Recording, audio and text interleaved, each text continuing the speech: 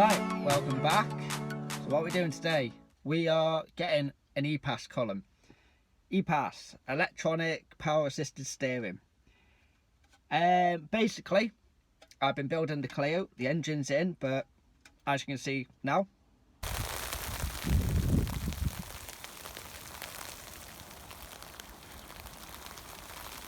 the weather's shit.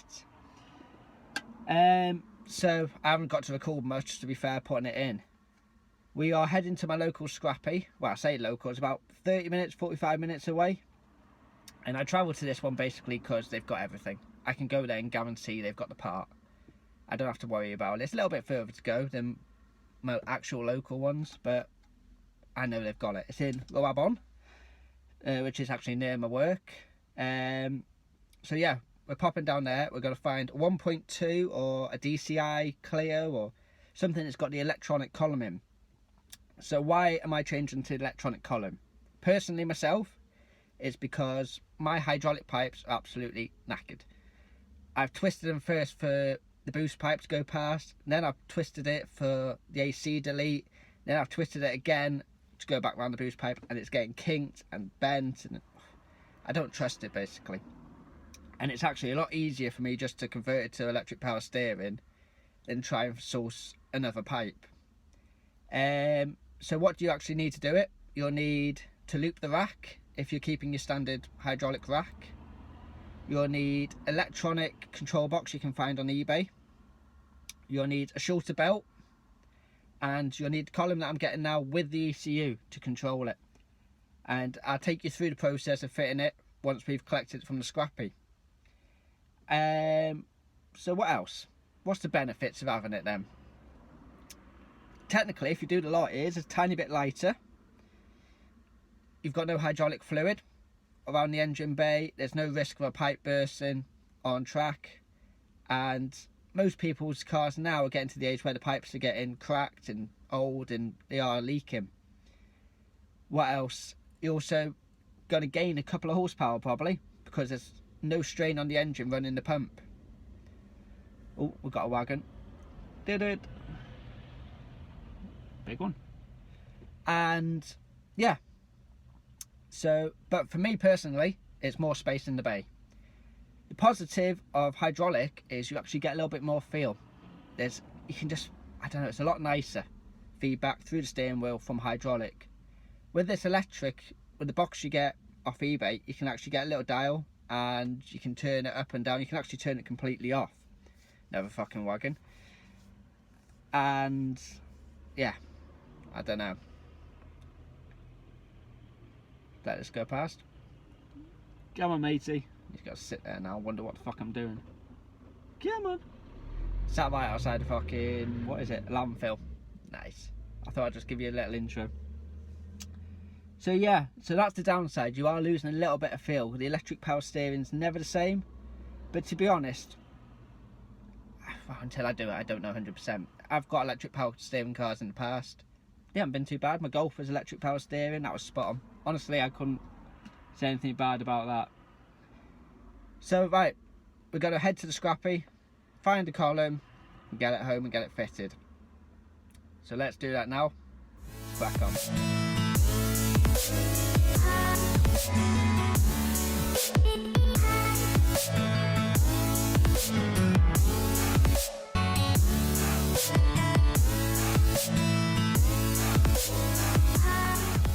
Right then, so we found ourselves a Clio. Went to the first scrappy I normally go to, which is H&K's. Love that one, it's all on vax. Must not be in the best mood, you want 100 quid for a column. Pop down the one that's 2 seconds round the corner, 20 quid. Ideal. So, moving that now. Get on with it.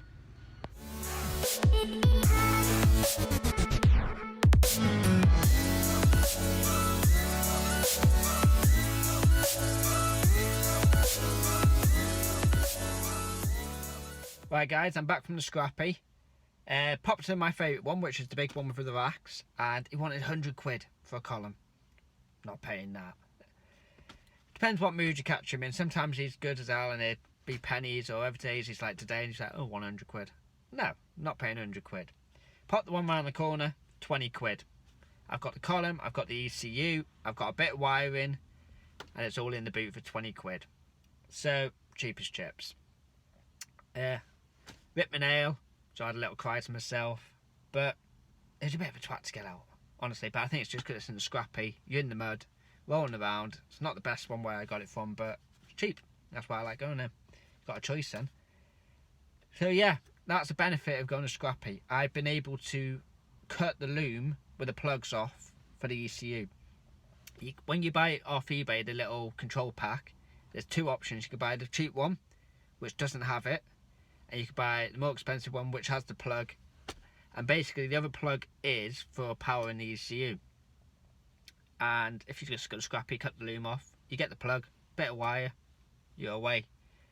And also gives you a chance to see where everything bolts up. If there's any screws, any clips you need, you can get the lot then, can't you? So yeah, in the boot, let's get home, get it fitted.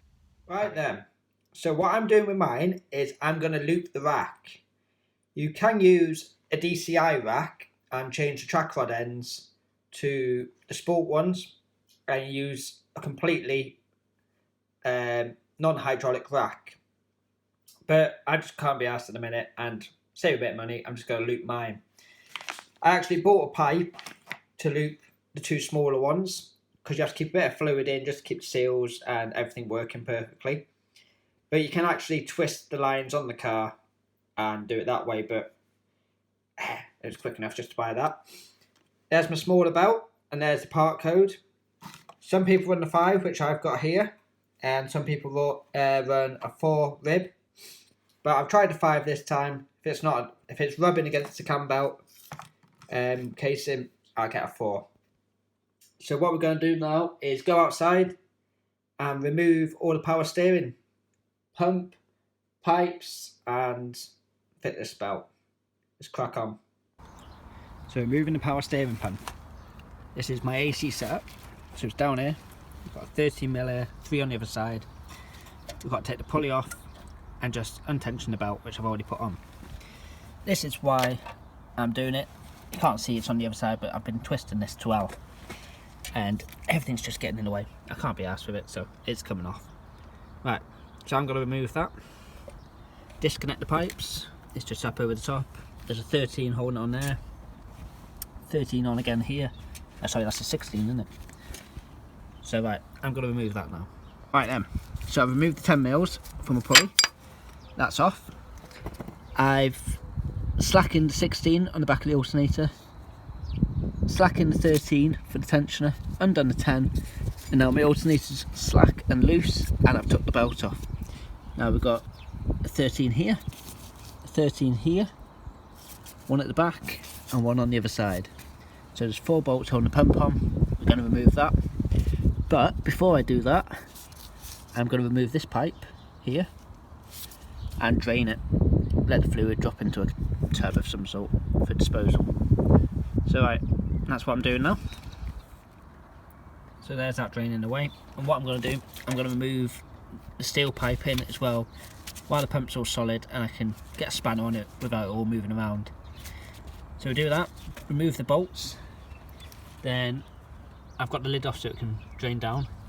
I'm going to remove the pipe here, the one on the right, that is the top hose, the rubber one, the low pressure side, and I can remove that then, get that out of the way. Then I disconnect the steel pipe on each end like I said, and then it's down to the rack. I've removed the 16 at the front and put a shorter bolt in to hold the engine mount, this one here. I've removed 13 here, you can see it's up here. My subframe's out at the minute, so life is easy for me, but it's still accessible from the wheel arch. Just a little short 13 to hold that in, and now the pipe's completely loose, but you have to give it a good pull and it will squeeze down between the chassis and the gearbox. So I'm going to do that now, and then it's a case of following the pipes. There's the 2 went to the top, down the rack, and removing them off the rack, so we'll do that in a second. I've removed the reservoir and the other pipe that's over there, so they're all done. And then rack time. My rack's hanging down, life's easy for me like I said at the minute. It might be easier for you to remove the rack first, remove the subframe, just find a way basically. There's my nice sexy downpipe. Boost pipes up there. We'll get in there. Happy days. Right, so now we're underneath. We have to remove the heat shield. You've got a 10mm here. So you want to take that off. There'll be, for you, 2 10mm on the back, hold to the subframe.